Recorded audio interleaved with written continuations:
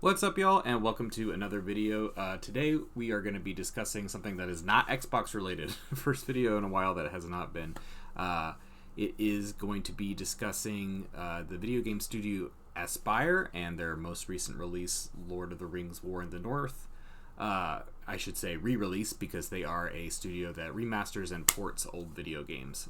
I want to discuss them because I think they do some things well. But I think they do a lot of things not so well. And so I think it's kind of an interesting company to discuss, and this release of War in the North makes it a good time to do so. So we'll get into it. Some discussion points that I want to hit. I'll give a very general history of what Aspyr is as a company, like what kind of work they do. We're going to talk a little bit about what they actually do get right, in my opinion. We'll talk a little bit about what I think they can do better and what I hope that they start to do moving forward in the future. So, Aspyr Studios, they are a long-running studio. I think this is kind of something that people are maybe less aware of. Aspyr's been around. They've been around since 1996. Early on, they're really just porting Microsoft PC games to Mac OS. That was kind of their thing for quite a long time. Really the first almost 20 years, I would say, of their existence. That was almost exclusively what they did. Looking through the history, it does appear that they themselves published Subs the Zombie. I don't know how many other games they published, but this was an Xbox game that was fairly well received, and they have re-released it since. But I don't believe they developed it themselves. They were the publisher, though. But generally speaking, they have always been known for porting video games from one console to another. They kind of started to expand these services in the mid-2010s. One that was memorable for me specifically is I do remember them porting Star Wars Knights of the Old Republic to tablets.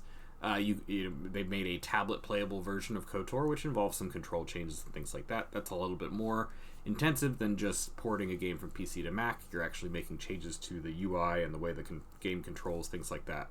So I think that was kind of a pivotal moment for them, because following that, they became very focused on Star Wars games, which are near and dear to my heart, and very focused on these I put in quote remasters because I wouldn't really call them remastered, but more high profile ports of older Star Wars games to new consoles. So porting things like Star Wars Jedi Knight, Jedi Outcast, that was one of their earlier ones, from original Xbox, PS2, GameCube days, that game to the PS4, Xbox One, etc., with some up-resing, things like that.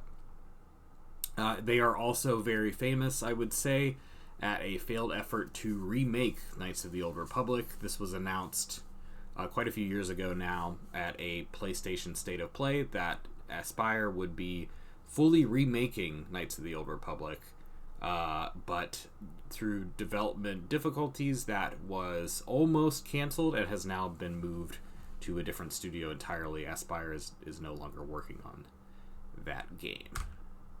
So, what are some positives? So, we've discussed they are primarily known for porting and remastering games. Oh, there's a typo in my PowerPoint, which is very funny for a reason we'll get into shortly. I would say that Aspyr has done a decent job in just making ports that work. They typically don't have a ton of glitches or weird oddities, I would say. If you boot up Jedi Outcast on the PS4 or PS5, it is Jedi Knight, Jedi Outcast for the PS4 or PS5.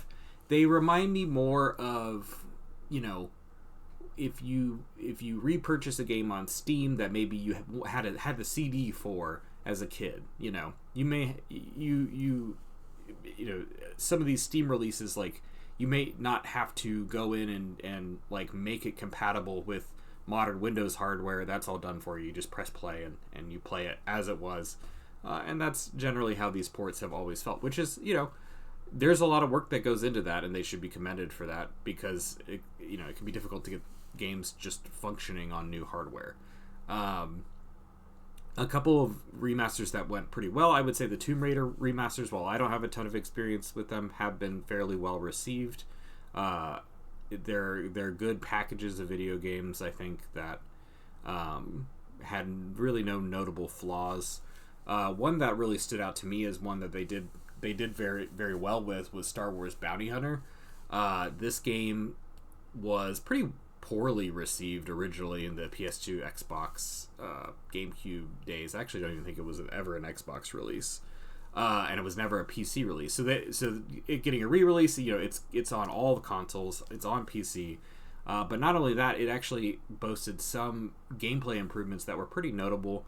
The controls of the original game were pretty bad, and so they remapped and revamped the controls to be a lot more friendly, and made small changes. I think, like, I'm pretty sure if I'm remembering correctly, like when you zoom in with your bounty scan thing in the remaster, you can move around. In the original, you could not. Simple things like that went a long way to making that game much more playable and fun. And so I would say that was a strong positive for them as well. Oh, my slides are out of order. Some negatives. These ports are never super high effort, I would say. They kind of lack the polish, I would say, is necessary to re-release games in the modern era. They are overshadowed by their competitors, I would say, is kind of where I'm getting at with this. They just straight up port these games. There's very little effort to, like, make new UIs, change the menus, make it feel new in any meaningful way. This can be seen from the second you boot up an Aspyr remake.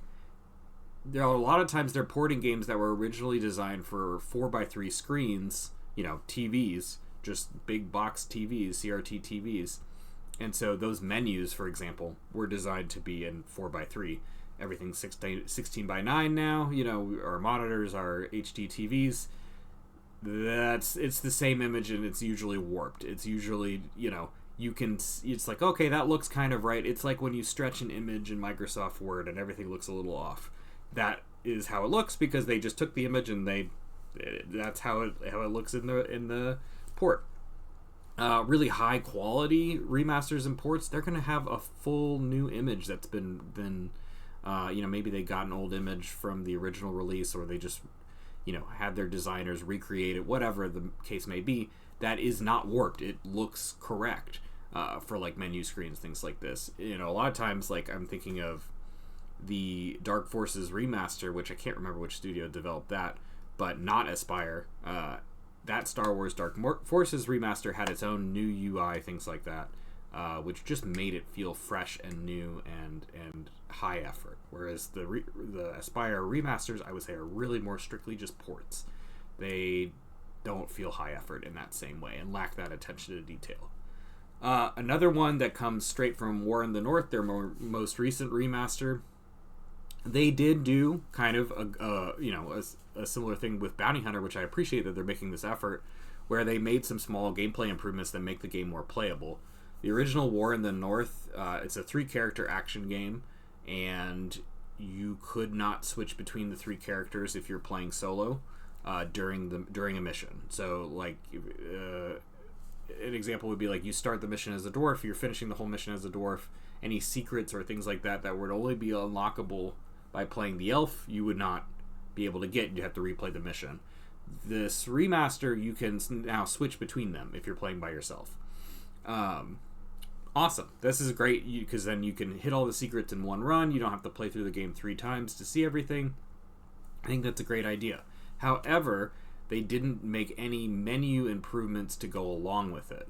By that I mean, if you pick up an item as the dwarf, you have to then like manually give it to the elf companion, right? Like, it's not like a universal inventory, even though you're in this remaster really playing as all 3 characters, not just the one. So it's like each character is almost like it's each individual player, and you have to like trade with yourself And then if you go to sell things, you have to sell from each individual character. You have to enter the menu and as the dwarf, sell the stuff, enter the menu as the elf, sell the stuff that the elf has, enter the menu as the, you see the issues here.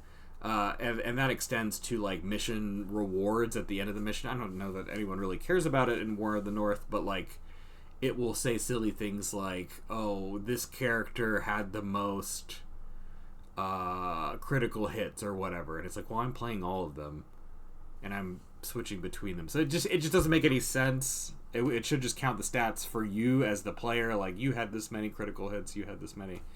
It's weird they didn't go that extra level of really redesigning the UI, the things surrounding the actual gameplay of War in the North, to match this gameplay change that they made. So gameplay change was good.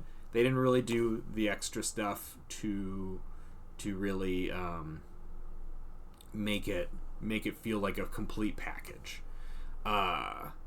So another main issue I've had with their remasters is when they do attempt visual upgrades, which they've done a couple times, these have been pretty poorly received. So sometimes they'll up-res textures, and those textures feel very like, I hate to use the phrase, but AI slop-ish.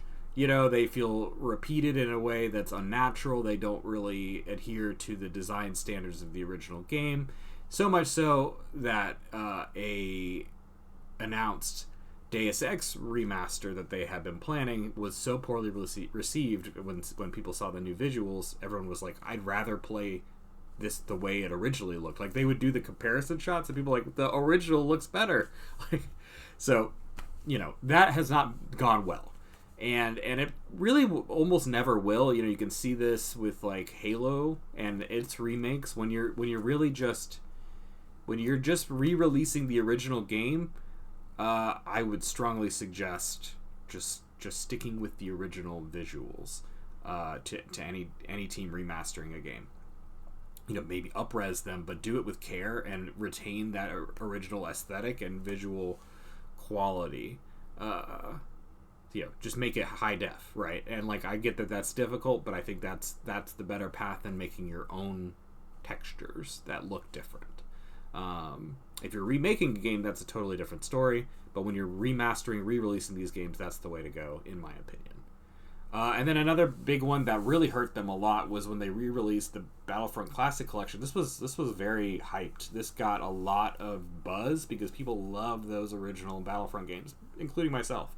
I always played them single player, so I didn't have any major issues with the re-release of them. It was fun to play. It's fun to play them again. I still play it to this day, but the multiplayer within the Battlefront Classic Collection was very half-baked, in the sense that like the server support wasn't there. I don't think it was something that Aspyr was super familiar with. I don't know how many multiplayer games they've ported, but they were not ready for this one. Certainly not ready for the demand. And that really hurt them, and it hurt this game on release quite a bit. So what are my hopes for Aspyr remakes going forward? They are entering a new phase, very, very clearly. They don't...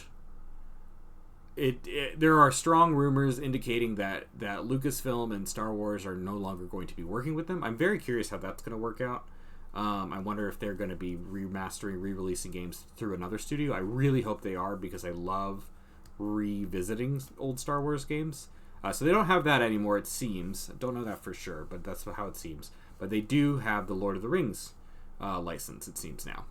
Obviously, I hope that they return to older Lord of the Rings games like Lord of the Rings Return of the King and Two Towers. Those hack and slash games were fantastic. Even older games like Fellowship of the Ring, I would love to see re-released, or like The Hobbit, which was a GameCube exclusive. See that re-released. Like, a lot of these games weren't like amazing, but they are fun, and it'd be great to have them on modern consoles. But when they do it, I hope that they take more care to complete the packages in ways, the remaster like package of the video game in a way that feels substantial. Like, this is a true remaster where we are creating our menus and UIs around this game, fresh, not just putting warped images of the old menu screens and stuff up. So little things like that, but then also, higher fidelity, improved frame rate, but don't make your own textures. That would be another strong suggestion that I would give. And then if you are going to make gameplay changes, make sure that you are universally making changes to the game to support those small gameplay tweaks. An example would be if you re-release Lord of the Rings Return of the King and you made it hot swappable where you could change characters mid-game, make sure everything, changes around that, or just don't do it at all. Like if you can switch between Aragorn and Legolas, make sure when you finish the level, Aragorn and Legolas, they both get experience, or you just universally get experience as the player that can be divided up amongst all the characters. Little things like that. Which would be difficult to implement, I'm sure. But if you're taking the time to do this, do it right, I would say. And so that is kind of my hopes for Aspyr in the future. Again, I think they provide a valuable service to the video game industry by porting these games to new consoles. I just want them to just make a stronger effort to make it a better, make those re-releases better packages. And I think that they can do that with just, maybe spending a little bit more time on each individual game release. And so those are my thoughts. I'd love to hear others' thoughts if anyone has a different opinion than me on Aspyr and the way in which they approach things. But other than that, I will see you in the next video.